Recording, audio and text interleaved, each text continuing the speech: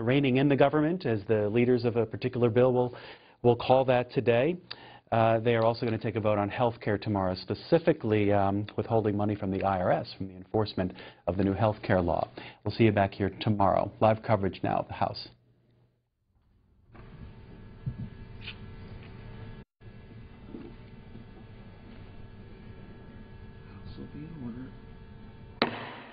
The House will be in order.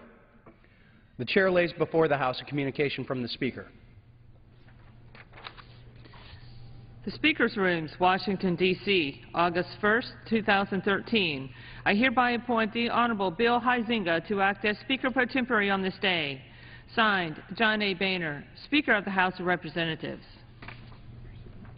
Pursuant to the order of the House of January 3, 2013, the Chair will now recognize members from lists submitted by the majority and minority for morning hour debate. The Chair will alternate recognition between the parties, and each party is limited to 1 hour, and each member, other than the majority and minority leaders and the minority whip, limited to 5 minutes each. But in no event shall debate continue beyond 11:50 a.m. The Chair recognizes the gentleman from Oregon, Mr. BLUMENAUER, for 5 minutes. Thank you, Mr. Speaker.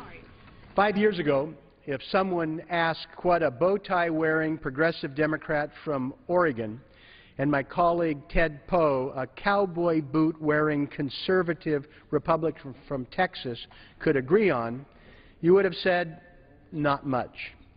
Today, we are partners in an issue, however, that makes sense regardless of your politics. Ensuring sustainable, equitable access to clean water for nearly 800 million women, children, and men who don't have it, and the 2.5 billion without even the most basic sanitation services. Ted Poe and I think that politics should stop with water. That's why today we're introducing the Paul Simon Water for the World Act of 2013. Since Congress passed the Paul Simon Water for the Poor Act in 2005, the United States has become a global leader in efforts to increase access to clean water and sanitation, developing and implementing some of the most innovative approaches to help those in greatest need. We must not only maintain this progress, but work to further refine and focus the efforts at USAID and the Department of State by enacting the World Act. We are committed because dirty water and lack of sanitation affects all areas of development assistance. This is especially the case when it comes to women and children. More children are killed by waterborne disease than any other. Increasing access to clean water and sanitation has a significant multiplier effect on other areas of development, enabling us to do more with less, critical in a time of constrained budget resources. Every day the world has more people but fewer freshwater resources. Our bipartisan legislation will give the United States the capacity to avoid unnecessary loss of life and conflict in the future. It would ensure that water, sanitation, and hygiene programs are reflected in other development assistance, prioritizing long-lasting impacts of United States foreign aid dollars, and increase the focusing on monitoring, evaluation, transparency, and capacity building. Children cannot attend school if they're sick from dirty water. Half the world's hospital beds today are filled with people suffering from waterborne disease needlessly. Hours spent getting water are hours not working or in school. A lack of clean drinking water has a disproportionate effect on women who in developing countries walk an average of 3.7 miles a day to get water. The estimates are 40 billion working hours are lost each year in Africa alone. 200 million hours today. Having water means girls can go to school and build a better future. It also reduces risk of violence and sexual assault. A study by Doctors Without Borders found that 82% of the women and girls treated for rape in West and South Darfur were attacked while they were gathering water or firewood. The challenge is not getting easy because 97% of the water on Earth is salty and unfit to drink. Of the 2.5% roughly of the Earth's water that is fresh, 2/3 of that is frozen, locked away in the ice caps and glaciers. And although it's rapidly melting because of climate change, that's not going to help us because it'll be largely salty as well. We've got less than 1% of global fresh water available for human use, and because of the demands for growing food, energy, and industry, only about 0.1% is available for people to drink.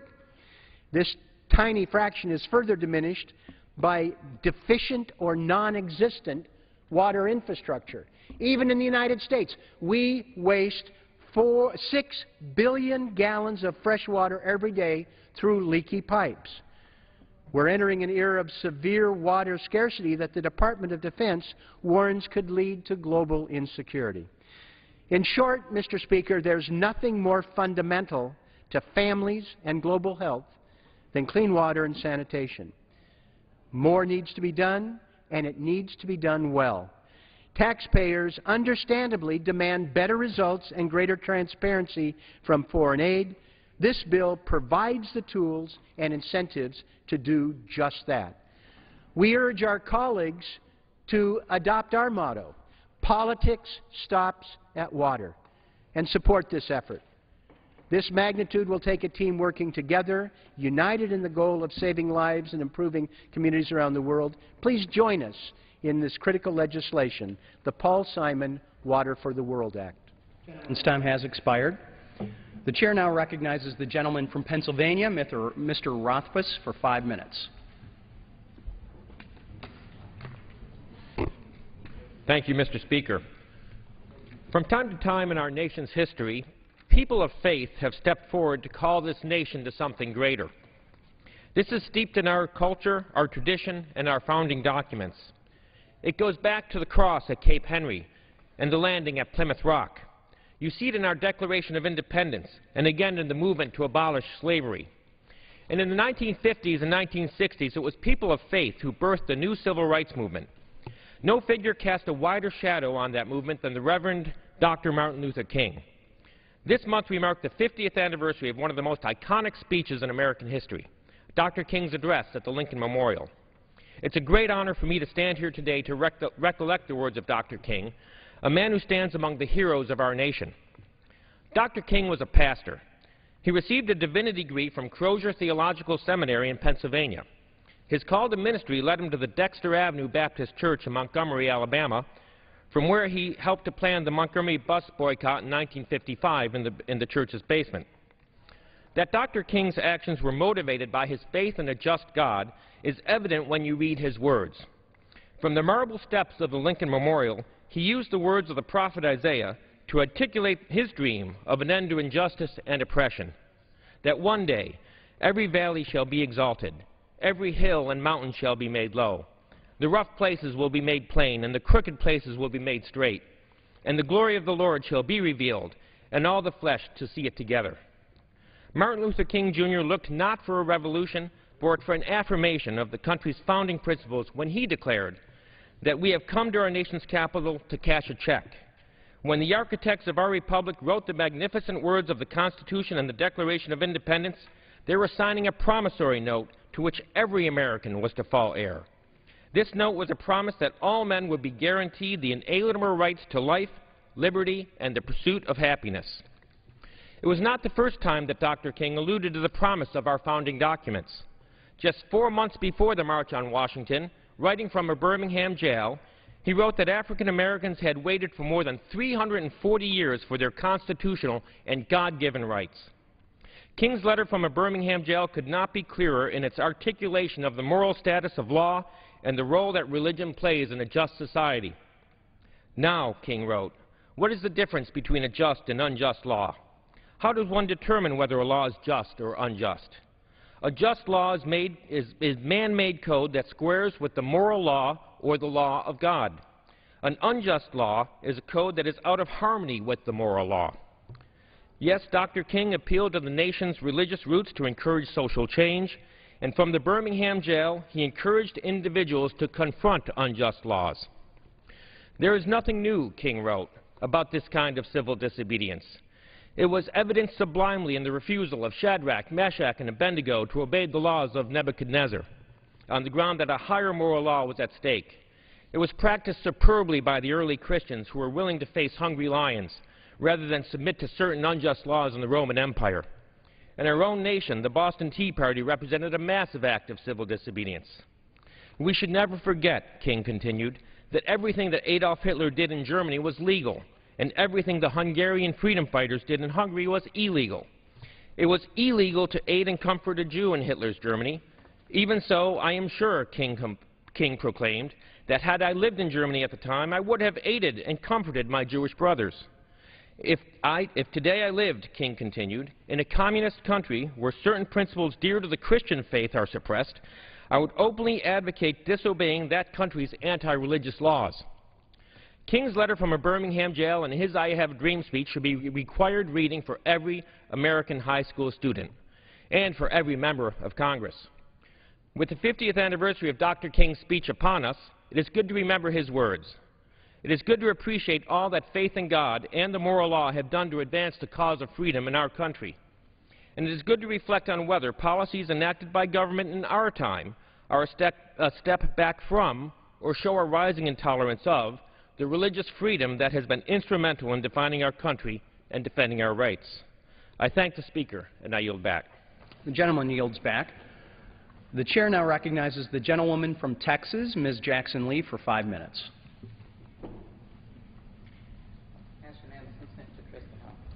Without objection. I thank the gentleman that preceded me for that very powerful message, and it reminds us generally of really the elements of our presence here in this House. When we represent the people of this country, it is important that we are lawmakers and we have the compassion that was evidenced by the movement that Dr. King led and the movement that he was leading in the tragedy of his death, and that was, of course, the Poor People's March in 1968. I rise today to discuss that capacity and to say that I know that our friends, Republicans and Democrats, can come together around important service elements that this nation engages in. The federal government is an umbrella on a rainy day. It is the engine of the economy. It is the answer to issues such as transportation and housing that really provide housing to working families, and it boosts the middle class and poor families, and it gives jobs to builders and contractors. And so that is why I think it was quite appropriate for this unfortunately poorly driven and constructed Transportation and Housing and Urban Development Appropriations Bill to go to its timely death. How can you, with any compassion, cut so much money that you cut even the amount of money under the present budget, and you cut 9% below the level now mandated by the across-the-board spending cuts by sequestration? You went below that.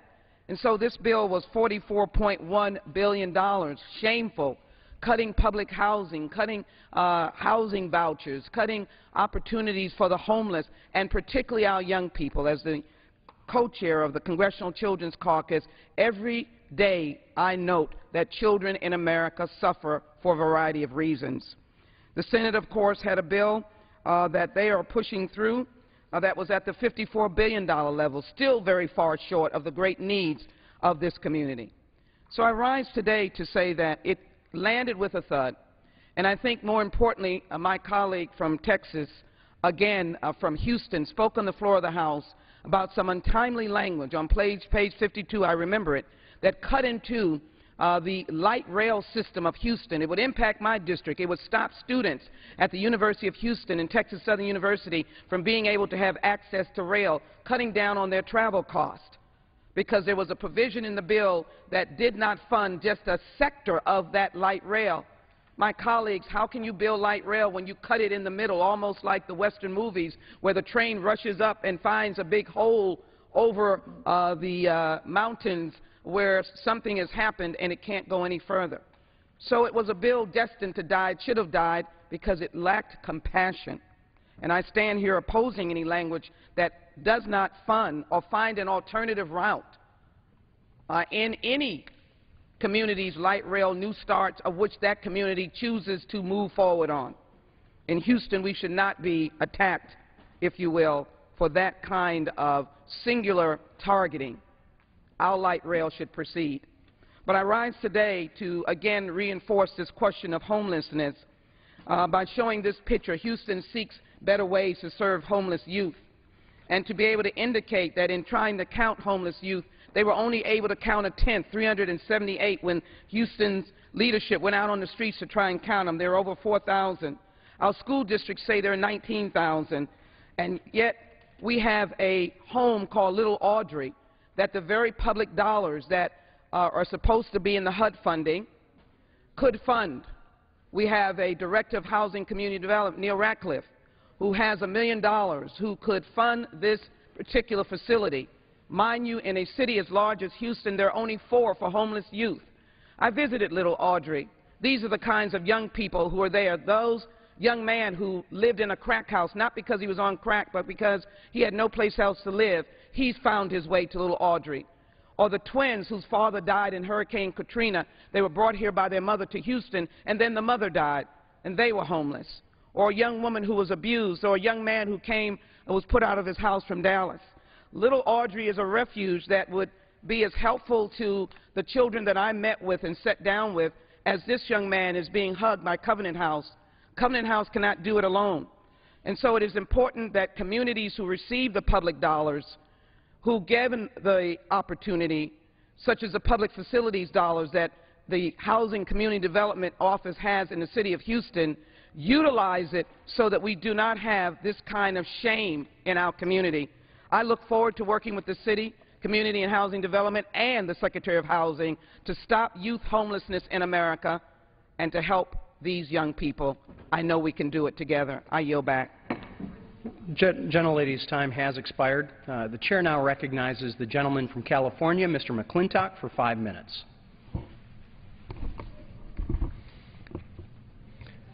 Mr. Speaker, Yosemite Valley is a national treasure that was set aside in 1864 with the promise it would be preserved for the express purpose of, quote, public use, resort, and recreation. Ever since, Americans have enjoyed a host of recreational opportunities and amenities as they come to experience the splendor of the valley. Now, the National Park Service, at the urging of leftist environmental groups, is proposing eliminating many of these amenities, including bicycle and raft rentals, horseback riding rentals, gift shops, snack facilities, swimming pools, and iconic facilities, including the ice skating rink at Curry Village, the Art Center, and the historic stone bridges that date back to the 1920s. For generations, these facilities have enhanced the enjoyment of the park for millions of visitors, adding a rich variety of recreational activities amidst the breathtaking backdrop of Yosemite. But today, the very nature and purpose of Yosemite is being changed from its original promise of public resort use and recreation to an exclusionary agenda that can best be described as look but don't touch. As public outrage has mounted, these leftist groups have found willing mouthpieces in the editorial boards of the left-leaning San Francisco Chronicle and Sacramento Bee. It is obvious their editorial writers have either not read the report or are deliberately misrepresenting it to their readers. They say the plan is designed to relieve overcrowding in the park. In fact, this plan compounds the overcrowding. In 1997, flooding wiped out almost half the campsites in Yosemite Valley. Congress appropriated $17 million to replace these campsites. The money was spent. The campsites were never replaced. That's what's causing the overcrowding, half the campsites for the same number of visitors. This plan would lock in a 30% reduction in campsites and a 50% reduction in lodging compared to the pre-flood era. 3 swimming pools in the valley give visitors a safe place with lifeguards for their children to cool off in the summer. The Park Service wants to close 2 of them. That means packed overcrowding at the remaining pool, pushing families seeking water recreation into the perilous Merced River. They assure us they're not eliminating all the shops at Yosemite, but only reducing the number of them. Well, understand the practical impact on tourists. It means they're going to have to walk much greater distances to access these services and then endure long lines once they get there. Another of the falsehoods is that the plan doesn't ban services like bike rentals, but just moves them to better locations. The government's own report puts the lie to this claim. It specifically speaks to, quote, eliminating and removing these services. It goes on to specifically state, and I quote, over time, visitors would become accustomed to the absence of these facilities and would no longer expect them as a part of their experience in Yosemite, end quote. Their intent could not possibly be any clearer. We are assured that although bicycle rentals will be, and I'm using the government's word, eliminated from the valley in the interests of environmental protection, visitors will still be free to bring their own bikes. Well, that invites the obvious question, what exactly is the environmental difference between a rented bicycle and a privately owned bicycle? We are assured in the smarmy words of the Sacramento Bee that the plan merely contemplates relocating raft rentals so they meet visitors at the river. In truth, the plan specifically states that it will, quote, allow only private boating in this river assignment, and even then will limit total permits to only 100 per day. Mr. Speaker, every lover of Yosemite needs to read this report. It proposes breaking the compact between the American people and their government that promised public use, resort, and recreation for all time when the park was established. My district includes the Yosemite National Park. I represent the gateway communities that depend on park tourism to support their economies. The affected counties and communities are unanimous in their vigorous opposition to this plan. And in a recent phone survey, the people of these communities, who are jealous guardians of Yosemite, expressed opposition to it in numbers well exceeding 80%. Many things need to be done to improve gate access and traffic flow through the park, but destroying the amenities that provide enjoyment for millions of Yosemite visitors each year is not among them. I yield back. The gentleman yields back. The chair now recognizes the gentlewoman from Maryland, Ms. Edwards, for 5 minutes.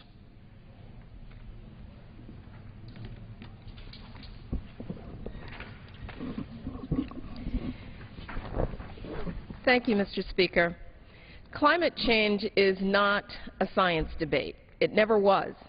As we know, science is never universally agreed upon. It's a constant re-examining of what is deemed the status quo. Nonetheless, the science surrounding climate change is near universal and it is incontrovertible.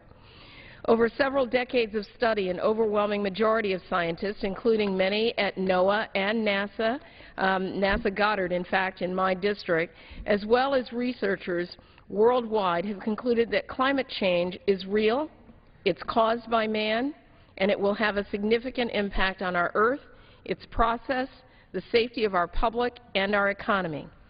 These findings simply must quell the ideological differences and guide our policy decisions with regard to our environment in all due haste. Now, as a member of the House Committee on Science, Space, and Technology, I remain astounded that so much climate denial exists within these chambers. This doubt is translated into slashing funding for climate research and earth science research, both short-term and long-term. It's resulted in preventing agencies with the expertise to maintain and develop Earth-observing systems and conduct the analysis necessary to understand our Earth, all slashed. Just 2 weeks ago, our House Science Committee reported out legislation that would cut NASA's Earth science budget by a third, something like over $600 million.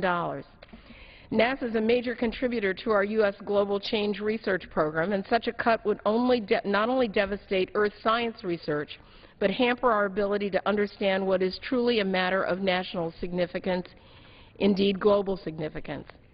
Unfortunately, my home state of Maryland will suffer disproportionately if this chamber refuses to act.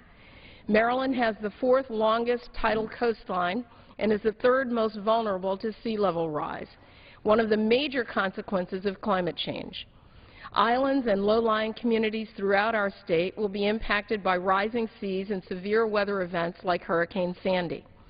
Just last week, the Washington Post reported that Maryland's coastal waters could rise 6 feet by the end of this century. This increase could cause flooding in major cities like Baltimore and Annapolis. Areas of the lower half of the Delmarva Peninsula could be especially impacted. And while our state has been proactive about preparing for these kind of environmental changes, for thermal expansion of our oceans and our waterways, it will pose significant problems for the state, indeed for our nation. But this is not one state's concern. It's a 50-state concern. It's a global concern.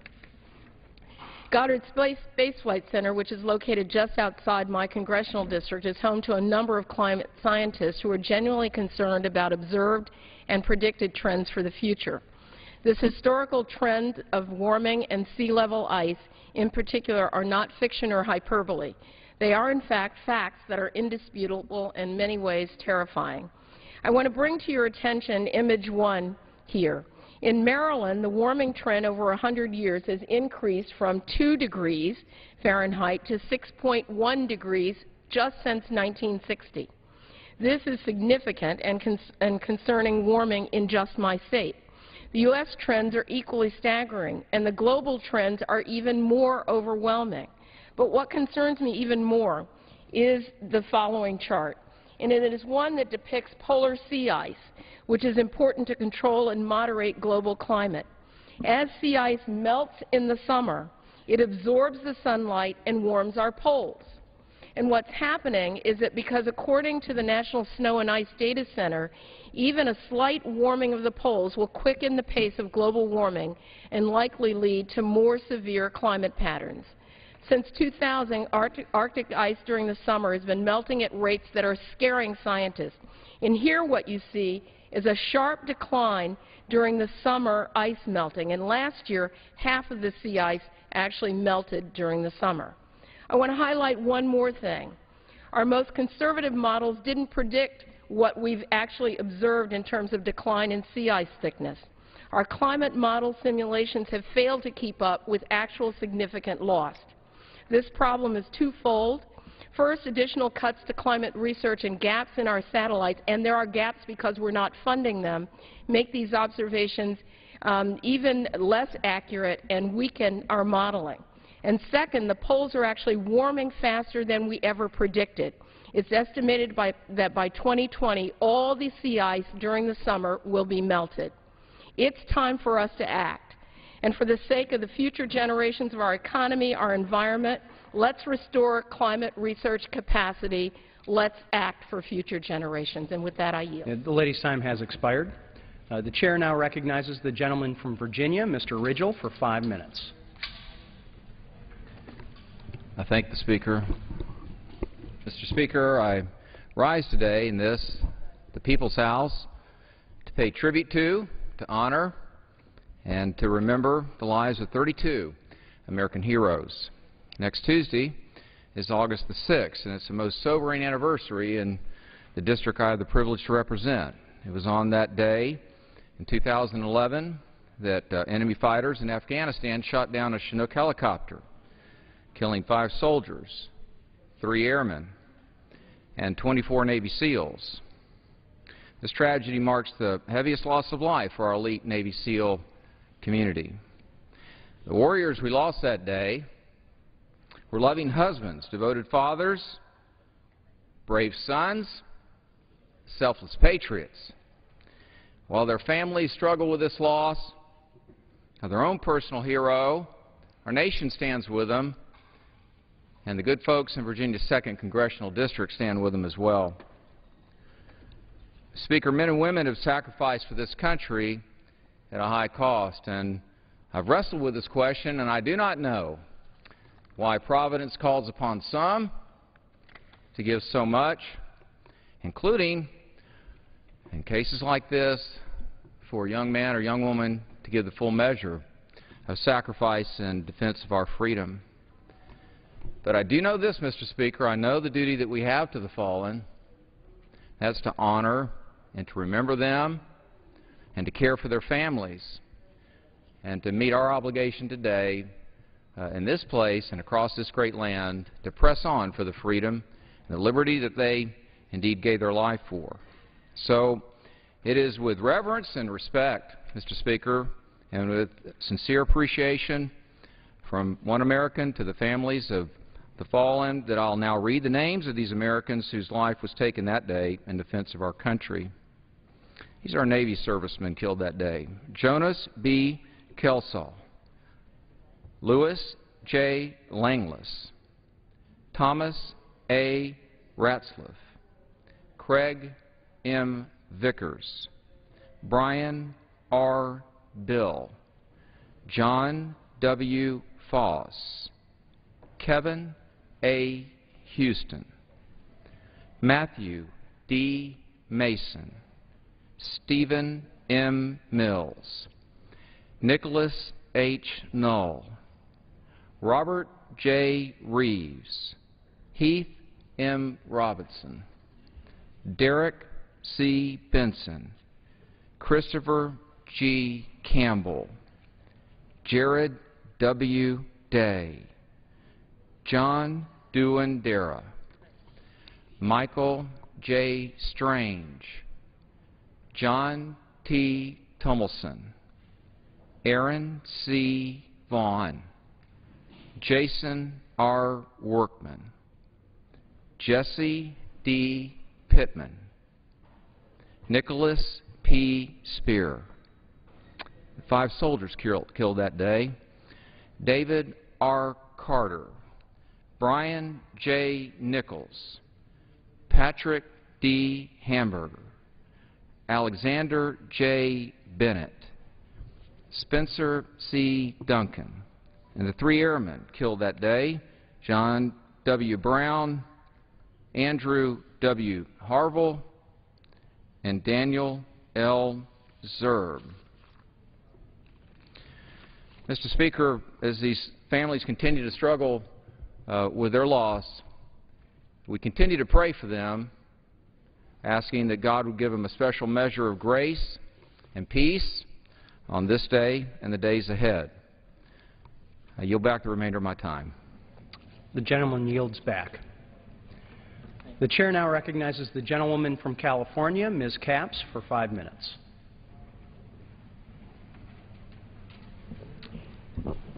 Thank you, Mr. Speaker. And I rise today to speak on behalf of support for funding for the Community Development Block Grants, commonly known here as CDBG funding. You know, public-private partnerships are great investments for our communities, and on the Central Coast of California as well as in communities all across our country. This Community Development Block Grant has long been a critical source of funding for local initiatives. CDBG funding gives nonprofits opportunities to provide locally tailored services in an efficient and effective manner.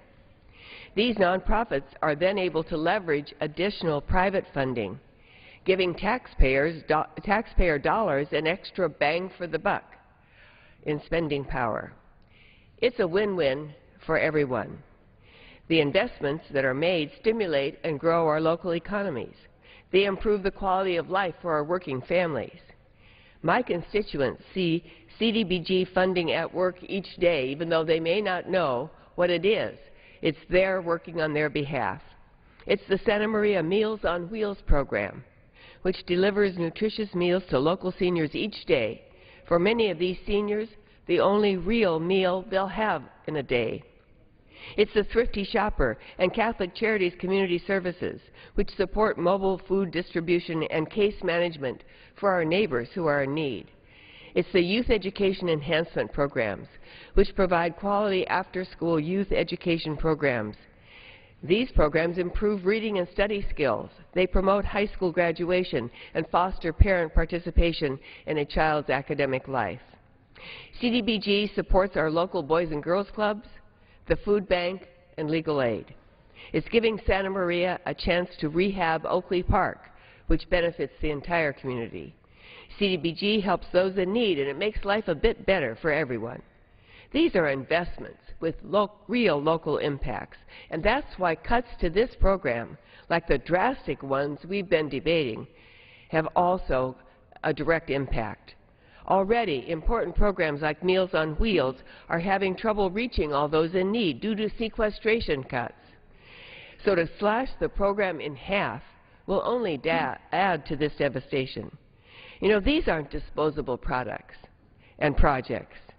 They are truly investments in our people and in our community. And that is why I urge my colleagues to stand with the Central Coast of California, to stand with communities across this nation who can't afford the bill the House majority has brought to the floor. And I yield back.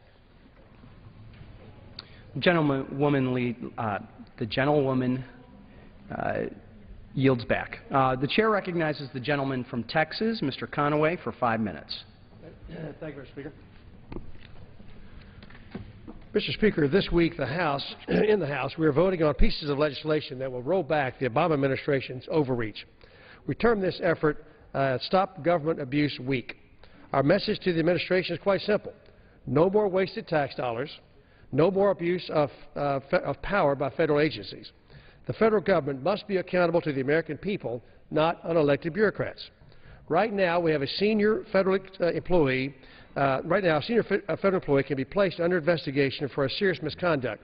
Yet the federal government isn't allowed to put that employee or that person on leave without pay, meaning they get an extended paid vacation. That's the case with IRS official Lois Lerner, who took the Fifth Amendment and testified before Congress.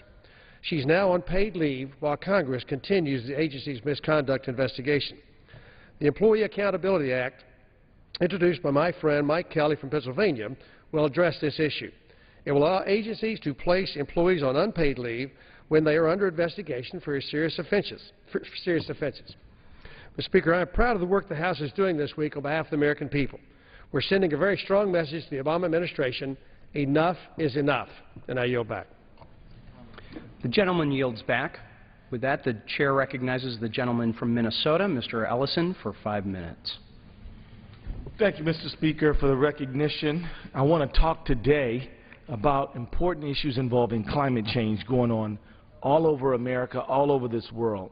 But today I want to talk about our urban communities. Global warming, in fact, is expected to increase the frequency and intensity of natural disasters like wildfires in the west, hurricanes, Sandy on the East Coast, and to record drought conditions that continue for another year across the Midwest. But in urban areas, cities like D.C. or my own town of Minneapolis, the fact is that we have something known as an urban heat island. Now, urban heat islands are a serious problem because urban areas tend to have temperatures 5 to 20 degrees warmer than rural areas, which is known as the heat island effect. Heat islands are caused by a lack of natural vegetation, dark-colored, impervious roads and blacktops and concrete, and exhaust from vehicles and industry. As global temperatures increase, urban areas are warming at double the rate of the average global temperature. So this is a real serious issue. Heat islands drive people to increase their use of air conditioning, which of course has a vicious effect in terms of just increasing an already serious problem. In turn, increasing the air conditioning drives up energy costs and increases power plant emissions, which of course contributes to the heat island in the first place. These emissions not only contribute to global warming, they impact human health, increase emissions of carbon monoxide, mercury, and particulate matter leads to increased risks of heart attacks, strokes, and asthma. Now, particulate matter is very, very fine pieces that are emitted out of coal-fired coal plants that go into the air and come down, and we breathe that stuff in. The effect of this extreme heat in urban areas disproportionately affects some Americans as opposed to others.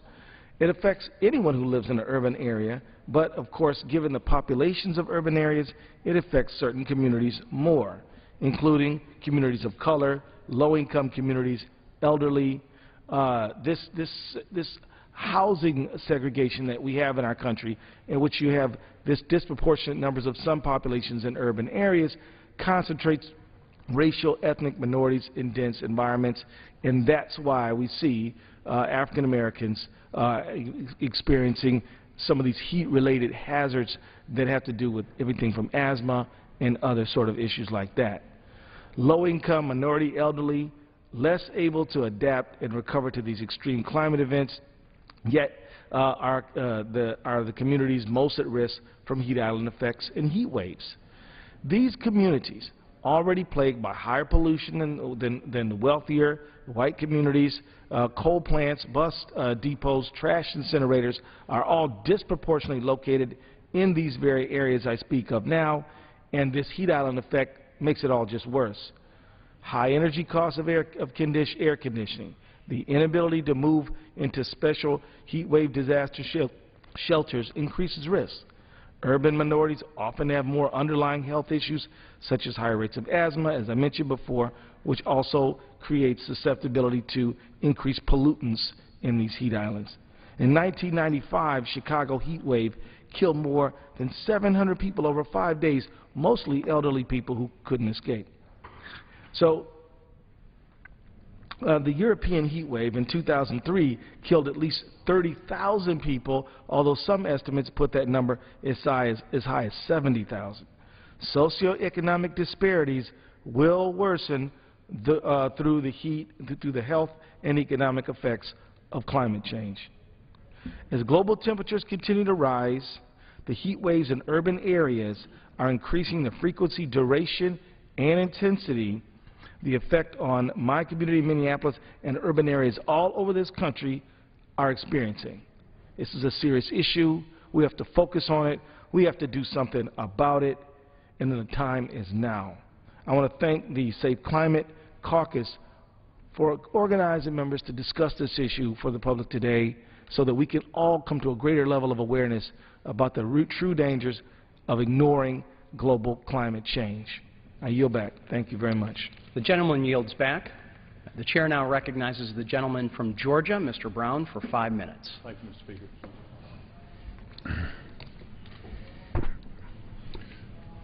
Mr. Speaker, this government is out of control. It has become too big and too intrusive. It is spending too much.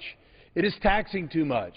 It is regulating too much. It is borrowing too much, and it's sticking its ugly nose into our business too much. This must stop. Obamacare does every one of those things. This law is as disastrous as a train running full throttle without an engineer, speeding towards a head-on collision and wrecking everything in its tracks. I come before you today with a solution. My Patient Option Act, H.R. 2900. My Patient Option Act will revitalize American health care, not through government interference, but by giving the American people full control over their health care decisions. It will make health care cheaper for everyone. It provides coverage for all Americans, and it will save Medicare from going broke. My Patient Option Act repeals Obamacare in its entirety and replaces it with some patient-centered, common-sense solutions. These solutions include 100% tax deductibility for health care expenses for everyone, including insurance, flexibility for individuals and businesses to join associations where there will be a smorgasbord of health care insurance options, expanding health savings accounts that patients will own and control, freedom for consumers to purchase health insurance across state lines, and tax incentives to reward physicians who provide free care to patients who cannot afford health insurance.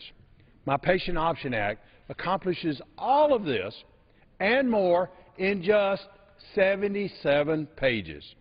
That's a stark contrast to over 2,700-page regulatory nightmare of Obamacare. In fact, Obamacare's regulations are 2 million words longer than the Bible. Any bill that much longer than the Bible has to be bad for America. My Patient Option Act is the solution that Americans need and deserve. Unfortunately, the clock is ticking, and time has almost run out. A Georgia businessman recently told me that his insurance premiums for his employees have increased by 40% this year compared to last due to Obamacare. Another Georgia businessman, who is an owner of several fast food restaurants and currently employs over 200 full-time workers, recently told me that he is seriously considering letting them all go and hiring only part-time employees. And recently, even President Obama's Health and Human Services Department has admitted that you might not be able to keep your current doctor even if you want to. If Congress does not act soon, we will be hearing more and more of these same stories.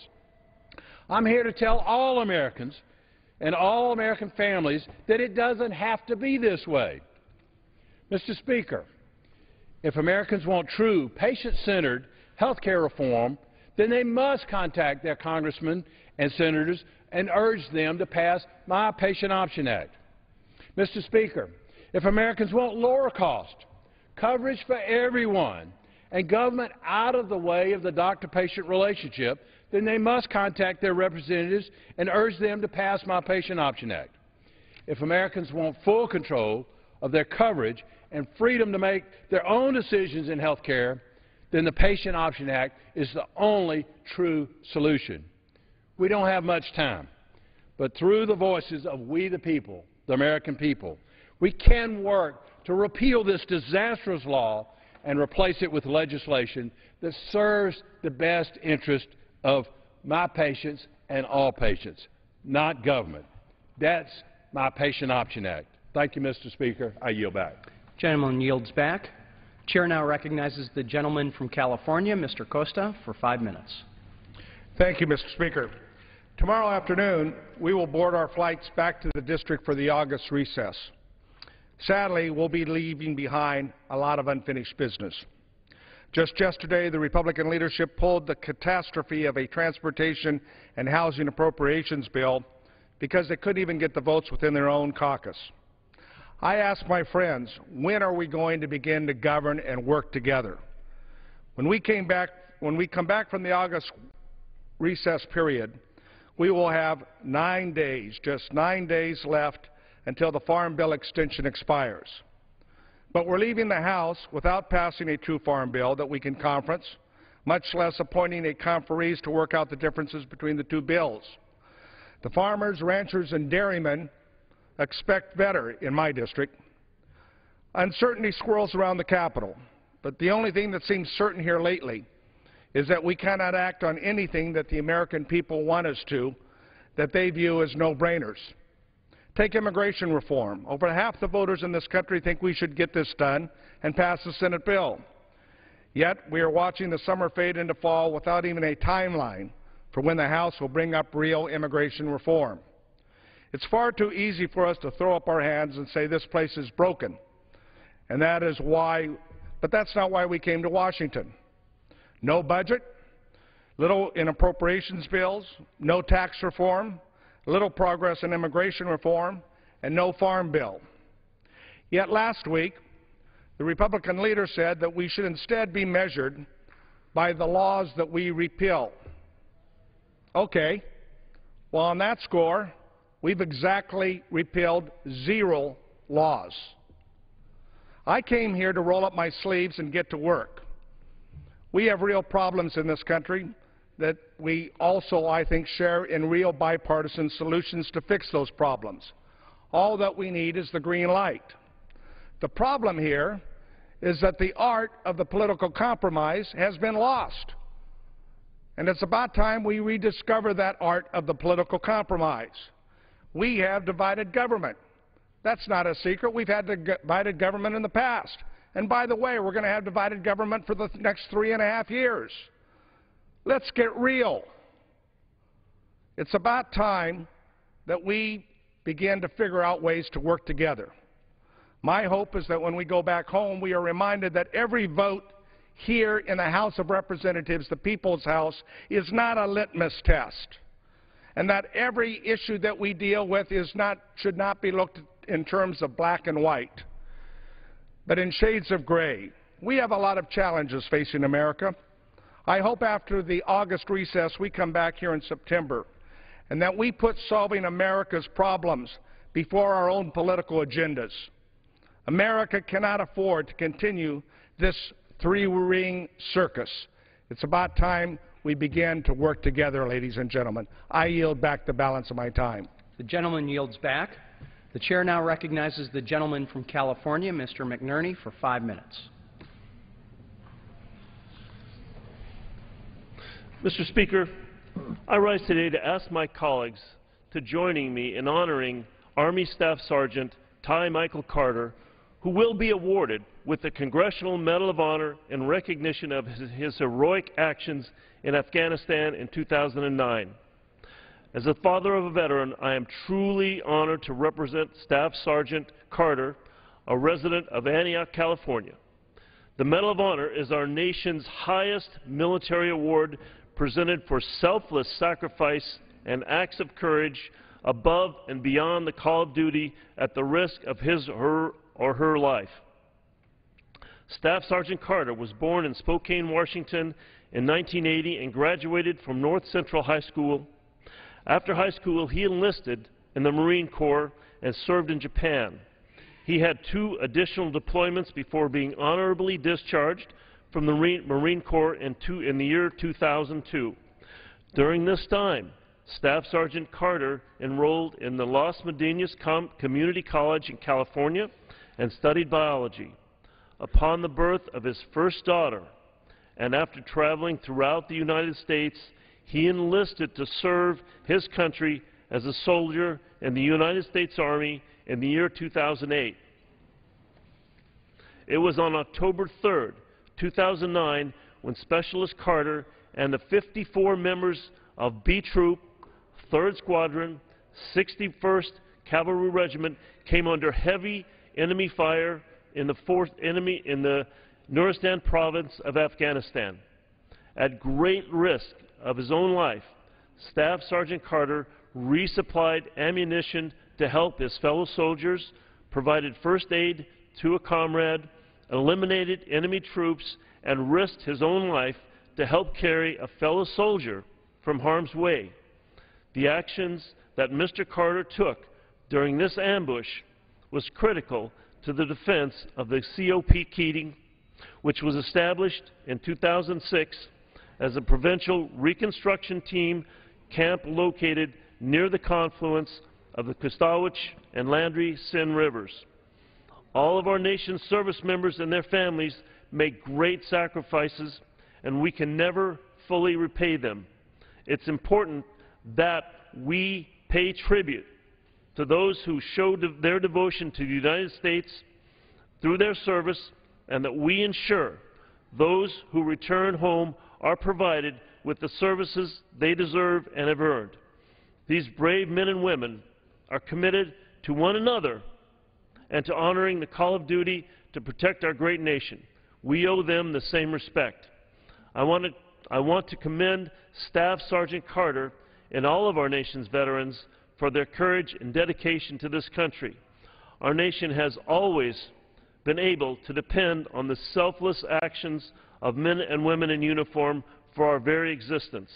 I ask my colleagues to join me in honoring Staff Sergeant Ty Michael Carter, as well as our servicemen and women, their families, and veterans for their service to the United States. Mr. Speaker, I also want to recognize the efforts of Madeline Wozniak, a 12-year-old student athlete who lives in Lodi, California. Madeline is a competitive swimmer and has worked to bring the attention to the hard work and dedication of coaches across the country and is advocating for an annual National Coaches Day. There are tens of millions of student athletes in the country. Coaches can have a fundamental impact on these students, and I'm grateful for their endeavors to train and mentor the next generation. Today's students are tomorrow's leaders, and it is important that they have teachers and mentors who inspire and encourage them in their educational pursuits. As Madeline says, coaches motivate and inspire students to better themselves. In 1972, President Nixon declared October 6th as the National Coaches Day, and Madeline is working to ensure that every October 6th is National Coaches Day, so their efforts are appreciated and recognized by communities across the country. I urge my colleagues to join me in applauding Madeline Wozniak and the coaches across the country. Thank you. I yield back. The gentleman yields back. Seeing no further speakers, and pursuant to Clause 12A of Rule 1, the Chair declares the House in recess until noon today. And the House returns today at noon Eastern. They'll resume work on a bill that would place limits on the Environmental Protection Agency from finalizing regulations estimated to cost more than $1 billion. Also, a group of Republican-sponsored bills on government operations. Measures include limiting bonuses for federal employees and expanding disciplinary actions available to federal agencies against high-level employees. First round of votes today at 2:30 Eastern. The House is also scheduled to begin work this afternoon on legislation known as the REINS Act. It would require congressional approval of any